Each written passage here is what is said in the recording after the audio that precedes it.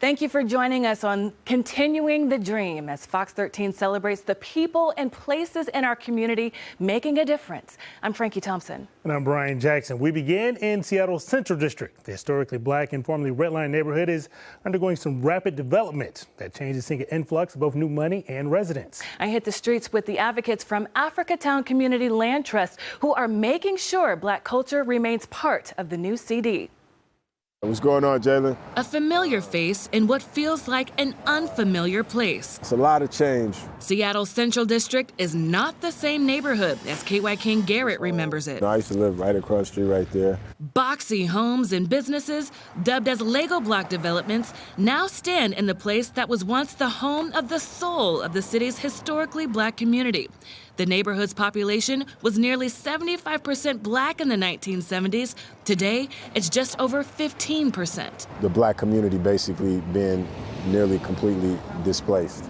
Displacing business owners and families due to gentrification. There was a time when, people really were just like, man, we really lost everything, and there's no future for us, and I think Africatown not accepting that future and saying that, no, we've been here, our parents, our grandparents, our great-grandparents, they have blood, sweat, and tears, and they shaped this, they contributed to the city, and we can build on the legacy of that. A legacy that is now taking shape and vibrancy with the help of Africatown Community Land Trust. If you look at the other buildings on these corners, they don't look like this. We see the businesses that are coming, Jerk Shack, you see Art Noir, you see Miss Helen's coming back to the community. Garrett, the president and CEO, says Africatown is putting its mission into motion by acquiring, developing, and stewarding land to restore black culture in Seattle. We're seeing a renaissance in the community, that's connected to a lot of the work that we've been doing, so it's very promising.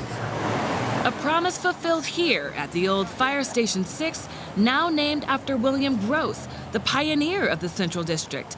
At one time, this was the only place in Seattle where black people could join the fire department. Africatown turned it into an innovation hub where young people can explore technology and creativity, a shining example of Africatown's mission and fulfilling the vision William Gross had when he developed this neighborhood back in 1882. Once he had bought this 12 acres of land in the Central District from Henry Yesler, he began to partition his land off for other, blacks to settle, and that's what established this as a black community. So his legacy is really one of making space. Making space is how Africatown is reclaiming this neighborhood and its legacy. We want to see, more cranes building things for us to have a future, in this community and in this city. A new site led by black architects, contractors, designers, and workers. This will be Africatown's headquarters, in addition to more than 120 affordable housing units, retail, and event space. I know a lot of people are exhausted by the Lego blocks, right? And so, again, bringing some of the uniqueness of our culture. What's going on, Rob? I saw you put that on. You good? I'm good. You out here? I'm good. Yes, sir. It's good to see you. You guys just finished we played football, went to Madrona, everywhere together, Bringing back familiar faces to rebuild and reclaim a familiar place. It's about being seen, being visible, not being made to be invisible. It should never be as if our community was never here. And that's what we saw happening was an erasure, and now we see, a different trajectory being taken on this corner, and if it can happen on this corner, it can happen on another corner, and that's the goal. Frank.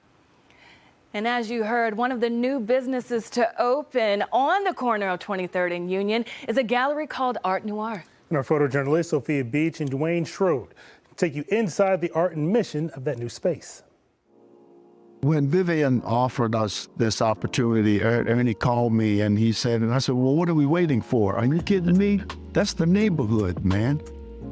Being from the Central District, having grown up here, being nurtured by this community, it is of the utmost importance, in my view, that our culture is reflected in a community where we have history and legacy, and represented well, and represented beautifully and creatively.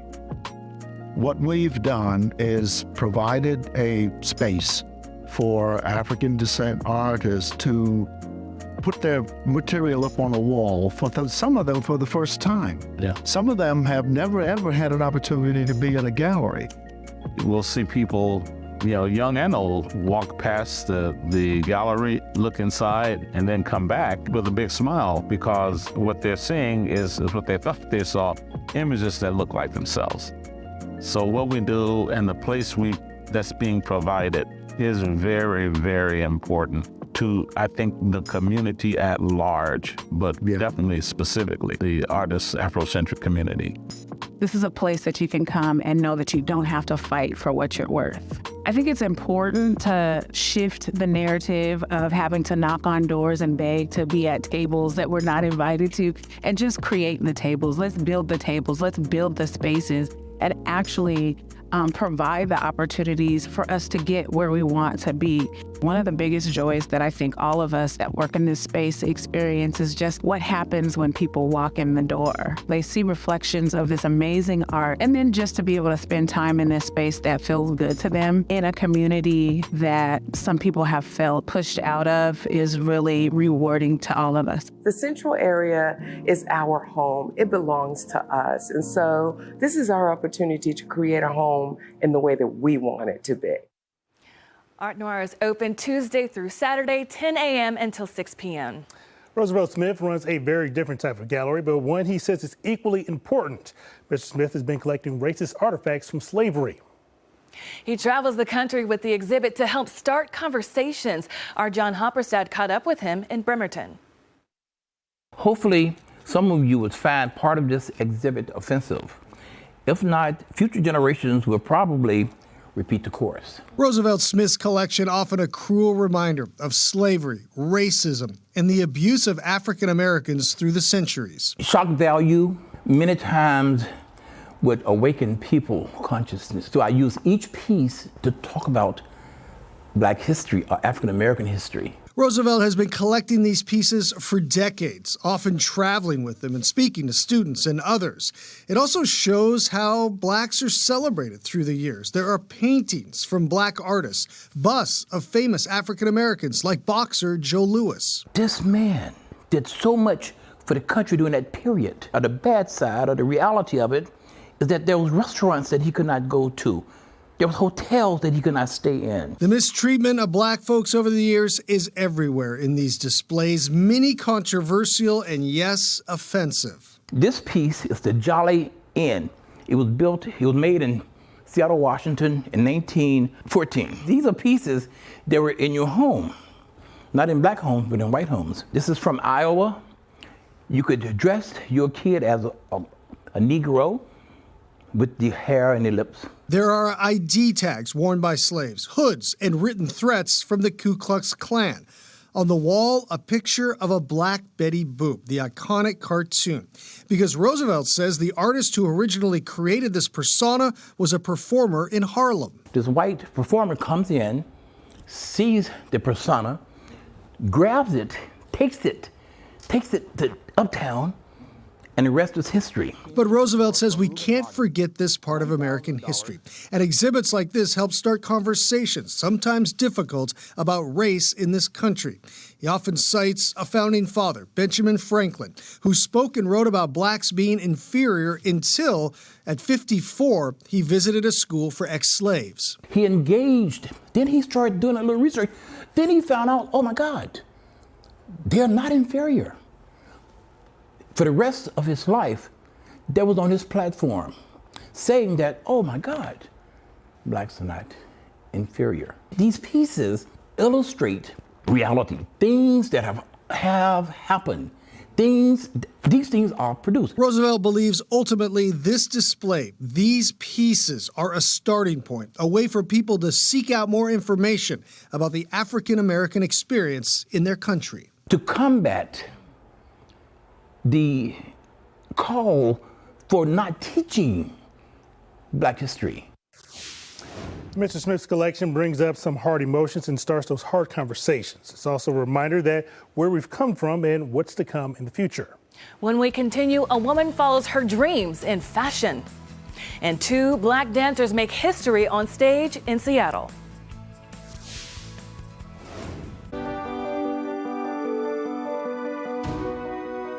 Welcome back to Continuing the Dream. So, Brian, the Pacific Northwest really has never been known for its sense of fashion. It sure hasn't, but Kalana Barfield Brown says that growing up in the CD gave her the confidence to chase after her dreams. That's right. The Garfield alum has gone on to be an international tastemaker. Had a chance to catch up with her to find out how it all started. I have not been here in so many years. Right. It looks completely different than when I was here. But when I think about memories, I was kind of that girl here. Kalana Barfield Brown grew up in the Central District, and the hallways of Garfield High School were her first runways. She would show up for class in DIY designs and is grateful for family embracing some of her early fashion choices. It really started as a child. I would kind of just like make my own little outfits. I would cut my little skirts. I would take shirts and wrap them around my body like a little dress. I was just always very different, and my grandmother was truly my style icon. Like, I just felt like she was someone who put her best foot forward. Every time she stepped out, she took a lot of pride in the way she looked. And our time together, our play dates were, we would go shopping downtown Seattle to Nordstrom. Grandma's inspiration led Kalana to pursue a career in fashion, and that journey started from some very humble beginnings. I started interning in magazines after I graduated from college. So many of my friends were walking into paying jobs, leaving Howard, walking into jobs making six-figure salaries, and I left Howard the day after I graduated, moved to New York, started interning for Essence magazine, and I was making $15 a day. It was a food stipend. It wasn't even an hour, it was a day. The grind eventually paid off. Kalana worked her way up to becoming the beauty director of InStyle magazine. Then she noticed a shift happening with the publishing world moving digital. Using social media to raise her profile, establishing herself as the brand, ultimately leading to a lucrative nationwide partnership with Target. Oh my God! When you see people wearing your brand, whether it's friends, family, random people on social media, what does that bring out of you? It brings so much joy. I couldn't have ever dreamed of creating something that would touch so many women. And so it makes me emotional often because I'm just like, wow, I didn't see this for myself. I knew that I've always been very confident that I knew that I had the ability to do something like this, but I didn't know that I would be able to touch so many people. And this is a young alumni, a young woman of color who is showing our students that it can happen. Dr. Terrence Hart is the principal at Garfield High School. One of the things we want our students to understand and realize wholeheartedly is that they have no limits. Like the sky is the limit, and they can do and be whatever they want to be. And there are other options outside of what we think of as traditional careers. If there's anything I want to do now is really encourage young people to take a chance on themselves. You have a dream. Don't ever dim your light. Believe in yourself. Don't let anyone else force their dreams upon you. Whatever it is you want to do, you can do it, and you really can design your own path. Kalana isn't exactly sure what's next, but tells me whatever it is, it will merge fashion, beauty, culture, and all things that are important to her.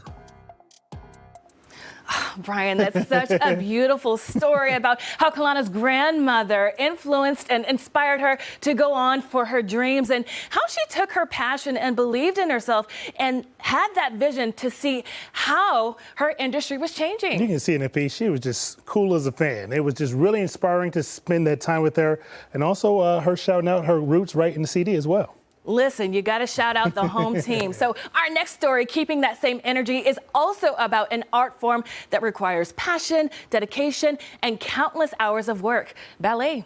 Yeah, last year, the Pacific Northwest Ballet promoted Jonathan Batista as its first black principal dancer. Tacoma's Amanda Morgan became the group's first black female soloist. Brian Flores has their story.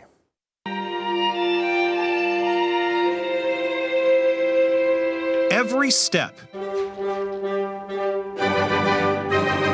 every leap, and every rehearsal has brought Jonathan Batista and Amanda Morgan on stage, of course, to thousands of adoring fans. but also down a trailblazing path in life. Anyone that was like tall and long-legged, I could kind of be like, okay, like if they can do it, then maybe I can do it. I think representation is really key for you to understand that you can become whatever you can become. For Jonathan, growing up in Brazil, he says there wasn't that representation. It wasn't until he moved to England where he saw dancer Carlos Acosta. I saw a black man dancing in tights, doing a principal role, being celebrated for who he was, his culture, his talent, his art. And that propelled him.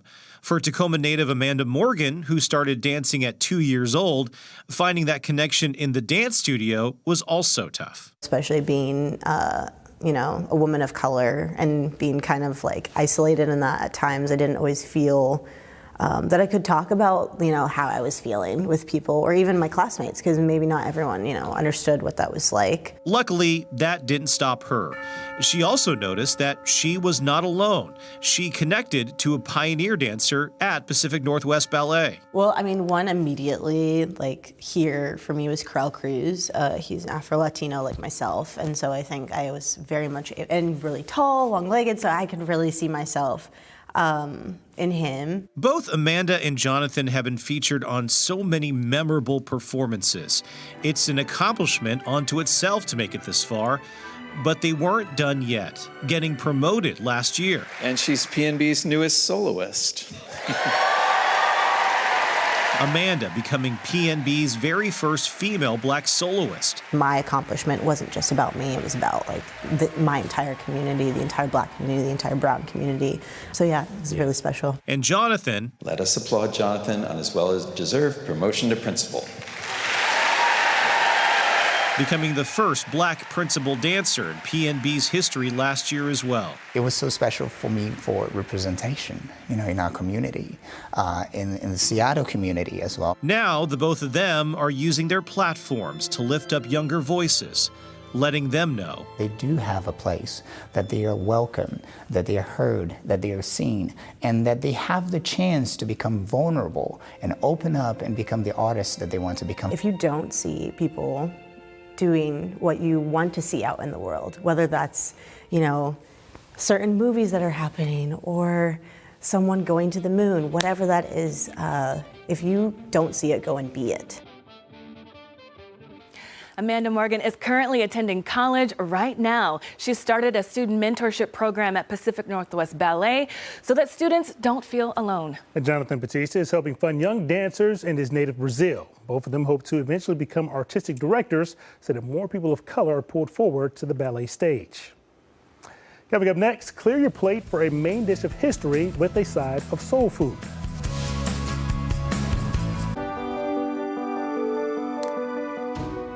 Now, Frankie, one local business that has been continuing the dream for decades is Southern Kitchen. If you live in the South Sound, you know about this Tacoma icon, or you should. It's been a centerpiece of the community for 26 years. You can get a history lesson and a great conversation, as our photojournalist Michael Driver found out on a recent visit. It don't matter if you're black, white, green, or chocolate. If the food is good, how are you? The people will be here. Oh, good, good, good. These people can do some switching in the kitchen. It's like Southern Kitchen is a meeting ground. So great seeing you guys. For black leadership and togetherness of a community as a whole. We ready to get it rocking? When you think of Tacoma, you think of Southern Kitchen. They're synonymous.